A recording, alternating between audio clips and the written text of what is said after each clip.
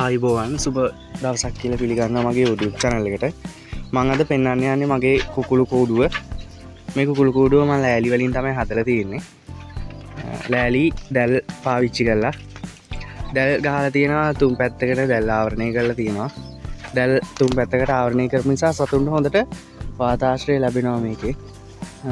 ඒ වගේම අතුරුණු ඉක්මනට තෙත් වෙනවා නම් ඉක්මනට අර වාතාශ්‍රය ලැබෙන නිසා ඉක්මනට මේ වේලෙනවා.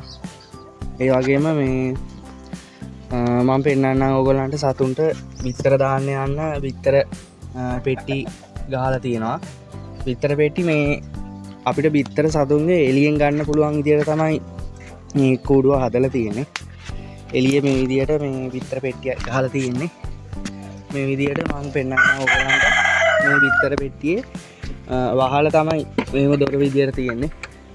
අපිට වහලා ඇරලා මේ සතුන්ගෙන් බිත්තර ගන්න පුළුවන්.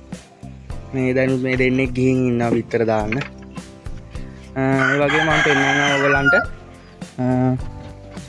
මම අනිත් පැත්තෙත් පෙට්ටි දෙකක් ගහලා තියෙන්නේ.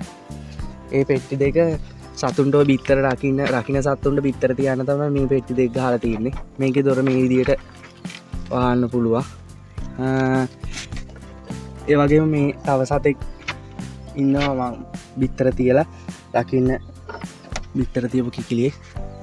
ඒ වගේම මම තව පෙන්නන්න මගේ කුකුළු පැටව් ටිකක් ලොකු සතුත් එක දාන්න අපහසු නිසා පොඩ්ඩක් ලොකු වෙනකම් මේ කූඩුවේ තමයි දාලා තියෙන්නේ. මම පොඩ්ඩක් දුරිස් පෙන්නන්න. කූඩුව ටිකක් උස්සලා හදලා තියෙන්නේ. උස්සලා හැදුවම කූඩුව මේකත් එහෙමයි. කූඩුව ටිකක් උස්සලා හැදුවාම මේ අර මුකටියන්ට එහෙම පනින්න බෑ. මුකටියන්ට පේන්නෙත් නෑ කූඩුව උස්සලා හැදුවම සතුන් ඉන්නවා. සතුන්ට අර ඇටැක් කරන ගතිය අඩුයි. එතකොට ඒ වගේම මේක මේ කූඩුවේ උඩ සීල් වෙන්නම ලෑලි ගහලා තියෙන්නේ. උඩින්ට අකරන් දාලා වාලක් ගහලා තියෙන්නේ.